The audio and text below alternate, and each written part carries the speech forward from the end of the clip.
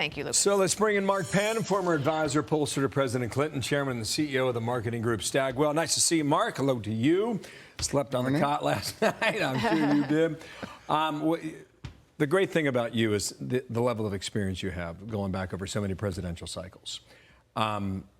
Put that in your big brain here as I introduce two numbers to you, all right? Joe Biden's approval rating, on average, going into this election was 43%. That was at the nadir, I would argue, of the past 30 years for presidents in this cycle. And this is what we found in our Fox News voter analysis. Did your vote express support for Biden? A quarter said yes. Did you oppose Biden? 39% said yes. Was Biden a factor or not? Biden not a factor, a little more than a third at 35%. What does that tell you about last night? Obviously, Biden was a factor with his rating so underwater, with the economy and inflation really being the #1 issue. But, you know, this is what you have to be very careful about with polls. Polls are a panoply of questions, not just one.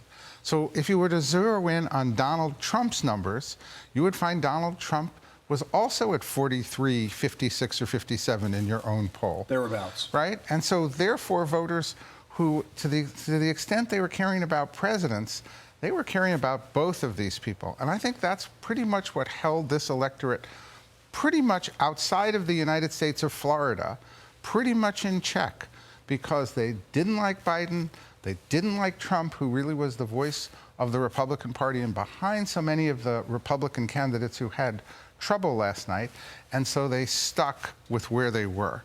And I think DeSantis was the exception because he broke through with real leadership. And also, DeSantis and Kemp were, in a sense, independent of Trump. And I think that in those elections, the problems that people had with Biden really came through because Trump was not a factor.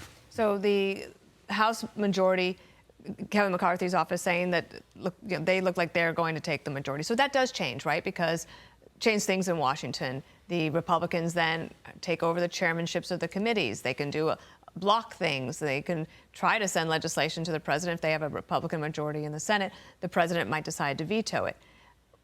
Based on your experience and maybe how different Biden is from President Clinton, what do you think Biden and his team will try to express today, or actually might do then in practice, if this is the reality that they're facing? Well, look, this is what's so different about politics, is that you win by a little bit and it's a winner take all. Control the House or you don't. Now, in this situation, Bill Clinton said, I want to get reelected. I'm going to triangulate, I'm going to make deals, I'm going to show that I have a presidency that gets things done. I don't see Biden, who's now likely to keep his team, doing any of that.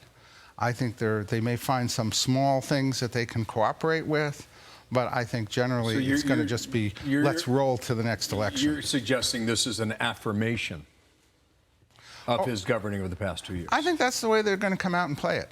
I would be very surprised if they came out and said, we're sorry, the American people, we've led you astray, we're going to fix inflation, and we're going to do something about the border. No, they're going to say that everyone loses midterms.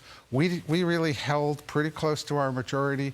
We're going to continue to push our message to the American people, and we're going to take it. And I think this stimulates Biden to run. That may very well be. Was that last thing you said? And then I think this definitely pushes Biden to run.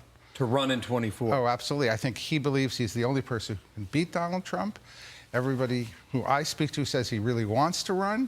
And unless he's restrained by investigations or health, he's running. Okay, so you said, I'm sorry, Dana, this whole thing about investigations could very well happen because Kevin McCarthy could be the speaker or Steve Scalise, but it looks like Republicans at this moment will have control of the House. And there will be hearings, and there will be investigations, and there will be an opposing voice in government that has a majority in that case. Well, I think either Joe Biden will be the nominee, or between investigations and health, if he can't be the nominee, he'll turn the presidency over to Vice President Harris. And you saw how well Hochul did in New York, right? Once Harris would get a chance to be the president. It's a little bit of a fantasy, I'll admit. But if you play the scenarios out right now, I think you're seeing Joe Biden, if he can, is going to dig his heels in. And even though only 40% of the Democratic electorate is saying they want him to be the Democratic nominee, he is going to want to be the Okay, Democratic nominee. we're out of time, but answer Dana's question now. Would Biden still want to run against, and would he win against DeSantis if that was the nominee? If DeSantis does a knockdown, drag-out primary and beats Donald Trump, DeSantis would be virtually impossible to beat in the presidency against anybody.